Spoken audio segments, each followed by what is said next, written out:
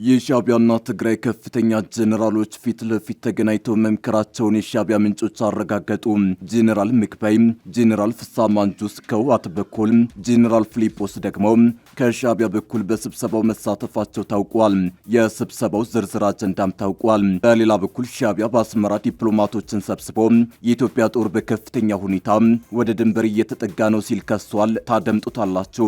በደቡብ አፍሪካ በዚህ ሳምንት የተደረገውን አመጽ ተከትሎ በርካታ ኢትዮጵያውያን ጥቃት ደረሰባቸው። በርካቶች እንደተዘረፉና እንደታሰሩ ተሰምቷል። የሀገሪቱ ፖሊስ ቃል አቀባይ ሌተናል ኮሎኔል ማልኮም ፖጂ እስካሁን የተያዙትን ሰዎች ትክክለኛ ቁጥር ከመናገር የተቆጠቡ ሲሆን የተጠናቀረ ሪፖርት በሀገር አቀፍ ፖሊስ በኩል ወደፊት ይፋ ይደረጋል ብለዋል። ትሰሙታላችሁ። በደቡብ ኢትዮጵያ የኮሬ ዞን መምህራን ተማሪዎችን ላለመፈተን አደሙ። መምህራኑ የመብት ጥያቄ ማንሳታቸውን ተከትሎ በሺዎች የሚቆጠሩ የአንደኛና የሁለተኛ ደረጃ ትምህርት ቤት ተማሪዎች ለፈተና መቀመጥ እንዳልቻሉ ሁለት የኬሌ ከተማ ነዋሪ የሆኑ የተማሪ ወላጆች ለዶይቼ ቬለ ተናግረዋል። እናስደምጣቸዋለን። አሜሪካ በሶማሊያ ለተሰማራው የአፍሪካ ህብረት ሰላም አስከባሪ የምትሰጠውን ድጋፍ ልታቋርጥ ነው። ይህንን ተከትሎም የአልሸባብ ስጋት በከፍተኛ ሁኔታ ሊጨምር እንደሚችል እየተነገረ ነው የሚገኘው። ተሰሙታላችሁ። አክብሮታዊ ሰላምታችን በያላችሁበት የዓለም ዳርቻ የረሳችሁ የተወደዳችሁ የአንድ አፍታ ሚዲያ ቤተሰቦች ከአንድ አፍታ ለአሁኑ መደመጥ አለባቸው ያልናቸውን ዜናዎች ወደ እናንተ የምናደርስበት ሰዓት ላይ ተገኝተናል። አብራችሁን ትቆዩ ዘንድ ግብዣችን ነው።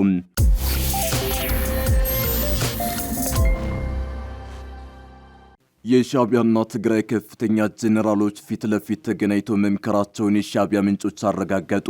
ጀነራል ምግበይ፣ ጀነራል ፍስሐ ማንጁስ ከህወሓት በኩል፣ ጀነራል ፊሊጶስ ደግሞ ከሻዕቢያ በኩል በስብሰባው መሳተፋቸው ታውቋል። የስብሰባው ዝርዝር አጀንዳም ታውቋል። በሌላ በኩል ሻዕቢያ በአስመራ ዲፕሎማቶችን ሰብስቦ የኢትዮጵያ ጦር በከፍተኛ ሁኔታ ወደ ድንበሬ እየተጠጋ ነው ሲል ከሷል።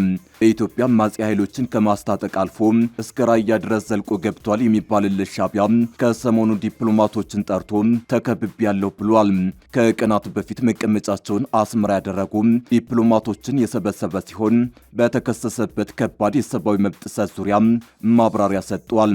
ሻዕቢያ ከባድ ጫና በፈጠረበት የሰብአዊ መብት ጥሰት ምርመራ ላይ ከዲፕሎማቶች በሰጠው ማብራሪያ የኢትዮጵያ ጦር በድንበር አካባቢ ሰፍሮ እያስፈራራኝ ነው ማለቱ ታውቋል። ጦሩ በኤርትራ ድንበር ተጠግቶ ሰፍሯል ያለው ሻዕቢያ የመጠቃት ስጋት እንደገባው ገልጿል። የኢትዮጵያ ጦር በኤርትራ ድንበሮች ላይ ተጠግቶ ሰፍሯል ቢልም ዝርዝር ጉዳዮችን በተመለከተ ግን ያለው ነገር የለም። ምንም እንኳን የኢትዮጵያ ጦር ስለሰፈረባቸው ድንበሮች ያለው ነገር ባይኖርም የኢትዮጵያ መንግስት ከባህር በር ፍላጎቱ ጋር በተያያዘ ሊያጠቃኝ ይችላል ማለቱ ተጠቁሟል። በአሁኑ ወቅት የኢትዮጵያ የእርስ በርስ ግጭት አዙሪት ውስጥ እጁን አስገብቶ እያመሰ የሚገኘው ሻዕቢያ እሳቱ ወደ ራሱ እንዳይደርስ የሰጋ ይመስላል። በተለይም የመከላከያ ጀነራሎች ከዚህ በኋላ ዋናውን የውስጥ አማጽያንን አስታጣቂ እናስታግሳለን ማለታቸው ፍርሃቱን ከፍ አድርጎታል። የኢትዮጵያ ጦር በአሁኑ ወቅት በአፋርና በወልቃይት በኩል ድንበር ላይ በተጠንቀቅ መቆሙ ይነገራል። በተለይም በቡሬና በተከዜ ግንባር ሜካናይዝድ ጦርና በድሮን የታገዘ የአየር ኃይል ቅኝትና ዝግጁነት መኖሩን የሚያመላክቱ መረጃዎች አሉ። የኢትዮጵያ ጦር ተጠግቶብኛል ብሎ የሚከሰው ሻዕቢያ ወዲህ ደግሞ ከህወሓት ጋር አብሮ ድንበር ጥሶ እንዳሻው እያመሰ ነው። በህዝብ ለህዝብ ግንኙነት ሽፋን የተጀመረው የህወሓትና ሻዕቢያ ጽምዶ አሁን ላይ ወደ ወታደራዊ ትብብር መሸጋገሩን ተከትሎ ጄኔራሎቻቸው በአካል ተገናኝተው እየመከሩ ነው። ከሰሞኑ ውጥረቱ ባየለበት አጋጣሚ ቁንጮ ጄኔራሎች ተገናኝተው መምከራቸውን የራሳቸው የፕሮፓጋንዳ ሚዲያዎች እያሰራጩ ይገኛሉ። ከወትሮ በተለየ ሁኔታ በርከት ያሉ የሻዕቢያና የህወሓት ጄኔራሎች መምከራቸው የተሰማ ሲሆን ወታደራዊ ቅንጅታቸውን ለማጠናከር የጋራ ዕቅድ ስለማውጣታቸውም እየተጠቆመ ነው። ከህወሓት በኩል እነ ጄኔራል ፍስሐ ማንጁስ፣ ጄኔራል ጆን መዲድ፣ ጄኔራል ምግበይን ጨምሮ ከፍተኛ ወታደራዊ አዛዦች ከሻዕቢያ ጄኔራሎች ጋር መገናኘታቸው ተገልጿል። ጄኔራሎቹ መገናኘታቸው የተሰማው ሁለቱም በየፊናቸው የኢትዮጵያ ጦር ተጠግቶ ከቦናል በሚል ክስ በሚያቀርቡበት አጋጣሚ ነው። ማክሰኞ ጁን 30 በደቡብ አፍሪካ በተካሄደው ሀገር አቀፍ የጸረ ስደተኞች ዘመቻ በግሬተር ኦድት ሾርን አካባቢ መጠነኛ ረብሻ ቢታይም ፖሊስ ሊከሰት የሚችለውን ሁከት ለመከላከል ከፍተኛ ጥበቃ አድርጓል። ህገወጥ የተባሉ ስደተኞችን ኢላማ አድርጎ በተካሄደው በዚህ ዘመቻ የውጭ ዜጎች ባለቤት የሆኑባቸው በርካታ አነስተኛ ሱቆች ለጥንቃቄ ሲባል በጊዜያዊነት የተዘጉ ሲሆን በኦድት ሾርን እና በዳይሰልስ ዶርፕ የፖሊስ አባላት ዝርፊያንና ህዝባዊ ረብሻን ለመከላከል በስፋት ተሰማርተዋል። ካለፈው ሳምንት ጀምሮ በአካባቢው ህገወጥ ስደተኞች ናቸው ተብለው የተጠረጠሩ የተለያዩ ሀገራት ዜጎች መታሰራቸው ተዘግቧል። የፖሊስ ቃል አቀባይ ሌተናል ኮሎኔል ማልኮም ፖጂ እስካሁን የተያዙትን ሰዎች ትክክለኛ ቁጥር ከመናገር የተቆጠቡ ሲሆን የተጠናቀረ ሪፖርት በሀገር አቀፍ ፖሊስ በኩል ወደፊት ይፋ ይደረጋል ብለዋል። ይሁን እንጂ ኦድት ሾርን ኩራንት ከታማኝ ምንጮች እንዳገኘው መረጃ ካለፈው አርብ ጀምሮ በርካታ የውጭ ዜጎች ታስረዋል። በተጨማሪም በዳይሰልስ ዶርፕ የውጭ ዜጎችን ሱቅ ዘርፈዋል የተባሉ ሁለት የአካባቢው ነዋሪዎችም በንግድ ተቋማት ዝርፊያ ወንጀል ተይዘዋል። ይህ ህገወጥ ስደተኞችን የማደን ዘመቻ በአካባቢው ማህበረሰብ ዘንድ የተለያየ ምላሽ ፈጥሯል። የውጭ ዜጎች ሱቆች በብዛት በሚገኙባቸው ሰፈሮች የሚኖሩ ሰዎች እነዚህ ሱቆች በተመጣጣኝ ዋጋ ምግብና አስፈላጊ ቁሳቁሶችን በማቅረብ ጠቃሚ ሚና እንዳላቸው ገልጸዋል። በሮዝ ቫሊ የሚገኙ በርካታ ነዋሪዎች ሱቆቹ በጊዜያዊነት መዘጋታቸው ስጋት እንደፈጠረባቸው ተናግረዋል። በእነዚህ ሱቆች አንድ ዳቦ በ10 ራንድ፣ ስኳር ደግሞ በ2 ራንድ መግዛት እንችላለን። ትላልቅ ሱቆች ጋር ይህንን ማድረግ አንችልም፣ ደግሞ ከምንኖርበት አካባቢ በጣም የራቁ ናቸው፣ ለትራንስፖርት የሚሆን ገንዘብም የለንም ሲል አንድ ነዋሪ ቅሬታውን ገልጿል። በኒው ሉክና ቦንጎ ሌቱ በሚገኝ አንድ የውጭ ዜጋ ሱቅ ላይ የአካባቢው ነዋሪዎች ዝርፊያ ሲጀምሩ ፖሊስ ጣልቃ ገብቶ ማስቆሙም ተነግሯል። ጋዜጣው ለ13 ዓመታት በደቡብ አፍሪካ ከኖሩትና በኦድት ሾርን ከተማ የሁለት ሱቆች ባለቤት ከሆኑት የኢትዮጵያውያን ማህበረሰብ መሪ አለማየሁ ሉዳሞ ጋር ቆይታ አድርጓል። አለማየሁ ከጎንደር ዩኒቨርሲቲ በአካባቢ ጤና አጠባበቅ የመጀመሪያ ዲግሪ ያላቸው እንደሳቸው ገለጻ በረብሻው ወቅት በኦድት ሾርን የሚገኙ 4 የውጭ ዜጎች ሱቆች የተዘረፉ ሲሆን 2 ደግሞ በዳይሰልስ ዶርፕ ይገኛሉ። አንድ የሱቁ ባለቤት በድንጋይ ተመቶ መቁሰሉንም ተናግረዋል። እነዚህ ክስተቶች ለፖሊስ ሪፖርት መደረጋቸውን አስታውቀዋል። ሆኖም የአካባቢው ነዋሪዎች ዘራፊዎቹን ለማስቆምና ሱቆቻቸውን ለመጠበቅ ጥረት አድርገዋል። ለዚህም በጣም እናመሰግናለን ብለዋል። አለማየሁ አክለውም በአካባቢው የሚኖሩ በርካታ ኢትዮጵያውያን በሀገራቸው ካለው ግጭትና ጦርነት ሸሽተው ደህንነትና የተሻለ ሕይወት ፍለጋ በስደተኝነት ወደ ደቡብ አፍሪካ የገቡ መሆናቸውን አብራርተዋል። የስደተኞች ፍቃድ በአብዛኛው በ5 የስደተኞች መቀበያ ጽሕፈት ቤቶች ብቻ የሚታደስ በመሆኑ ብዙ ሰዎች ረጅም ርቀት ለመጓዝ እንደሚገደዱ ገልጸዋል። ከኮቪድ-19 ወረርሽኝ በኋላ አንዳንድ የእድሳት ሂደቶች በበየነ መረብ ቢገኙ አሰራሩ እጅግ የዘገየና አሰልች መሆኑን አመልካቾችም ሰነዶቻቸውን ለማሳደስ ለረጅም ጊዜ እንደሚጠብቁ አስረድተዋል። ወደ ደቡብ አፍሪካ የምንመጣው ለራሳችንና ለቤተሰቦቻችን የተሻለ የወደፊት ሕይወትና ደህንነቱ የተጠበቀ መኖሪያ ፈልገን ነው። ባዶ እጃችንንና የምንሄድበት ጠፍቶን ነው የመጣ ነው። እኔ ዩኒቨርሲቲ ዲግሪ ያለኝ ለኢትዮጵያ መንግስትም ሰርቻለሁ። ነገር ግን የደቡብ አፍሪካ ዜጋ ስላልሆንኩ ትምህርቴን ልጠቀምበት አልቻልኩም ሲል በሐዘን ተናግሯል። ከሌሎች ሀገራት በተለየ ደቡብ አፍሪካ ስደተኞችን በመደበኛ የስደተኞች መጠለያ ካምፕ ውስጥ እንደምታስቀምጥ የገለጹት አለማየሁ በዚህ ምክንያት ብዙዎቻችን እንደ አንሶላና መጋረጃ ያሉ ዕቃዎችን ቤት ለቤት በመሸጥ እንጀምራለን። በቂ ገንዘብ ስናጠራቅም ደግሞ ቤተሰቦቻችንን ለማስተዳደር ትናንሽ ሱቆችን እንከፍታለን። እንደ ዝርፊያ ያሉ የወንጀል ድርጊቶች በእኛ ላይ እጅግ አውዳሚ የሆነ የገንዘብ ቀውስ ይፈጥራሉ ብለዋል። በደቡብ ኢትዮጵያ የኮሬ ዞን መምህራን ተማሪዎችን ላለመፈተን አደሙ። በደቡብ ኢትዮጵያ ሕዝቦች ክልል ኮሬ ዞን ተማሪዎች እስካሁን የዓመቱን የማጠቃለያ ፈተና ለመውሰድ እንዳልቻሉ የተማሪ ወላጆች ገልጸዋል።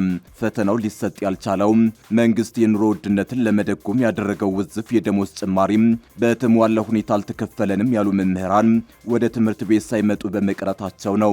መምህራኑ የመብት ጥያቄ ማንሳታቸውን ተከትሎ በሺዎች የሚቆጠሩ የአንደኛና የሁለተኛ ደረጃ ትምህርት ቤት ሴት ተማሪዎች ለፈተና መቀመጥ እንዳልቻሉ ሁለት የኬሌ ከተማ ነዋሪ የሆኑ የተማሪ ወላጆች ለዶይቼ ቬለ ተናግረዋል። የዞኑ አስተዳደር የ2018 ዓ.ም የመስከረም ወር ውዝፍ ክፍያቸውን በ50 በመቶ ብቻ መክፈሉ ቅሬታ እንዳሳደረባቸው የሚናገሩት መምህራኑ በዚህም የተነሳ ከባለፈው ሰኞ ጀምሮ ወደ ስራ ለመግባታቸውን ለዶይቼ ቬለ አረጋግጠዋል። ዶይቼ ቬለ የመምህራኑን ጥያቄ አስመልክቶ ያነጋገራቸው የኮሬ ዞን ዋና አስተዳዳሪ አቶ ታረቀይ በቀለ የመምህራኑን ጥያቄ ትክክለኛ መሆኑን ተናግረዋል።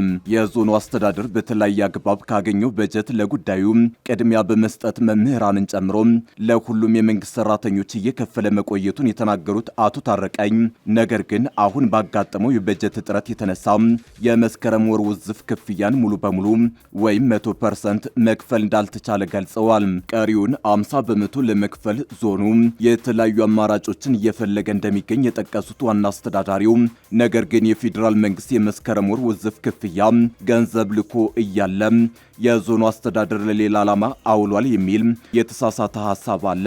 ይህ ፈጽሞ ሐሰት ነው። መምህራኑ የወሰዱት እርምጃም ቢሆን ተማሪዎችንና ወላጆችን የሚጎዳ ነው። በእኛ በኩል የመምህራኑን ጥያቄ ለመመለስና ተማሪዎችን ፈተናውን እንዲወስዱ ለማድረግ ከመምህራንና ወላጆች ጋር ምክክር እያደረግን ነው። ከመግባባት ላይ እንደርሳለን ብለን እንገምታለን ብለዋል። አሜሪካ በሶማሊያ ለተሰማራው የአፍሪካ ህብረት ሰላም አስከባሪ የምትሰጠውን ድጋፍ ልታቋርጥ መሆኑ ተሰማ። አሜሪካ ከቀጣዩ የአውሮፓውያን ዓመት ጀምሮ የተባበሩት መንግስታት ድርጅት በሶማሊያ ለሚያሰማራው የአፍሪካ ህብረት የሰላም አስከባሪ ተልዕኮ የምትሰጠውን ድጋፍ እንደምታቆም ሁለት ሰነዶች ማመልከታቸውን ሮይተርስ ዘግቧል። በአገሪቱ የተሰማሩት 12000 የሚጠጉ የአፍሪካ ህብረት ኃይሎች ደካማውን የሶማሊያ መንግስት ማጠናከር እንዲሁም ከአልቃይዳ ጋር ግንኙነት ያለውን ሸባብ ታጣቂ ቡድንን ከዋና ከተማዋ ሞቃዲሾ እንዲርቅ ማድረግ ችለዋል።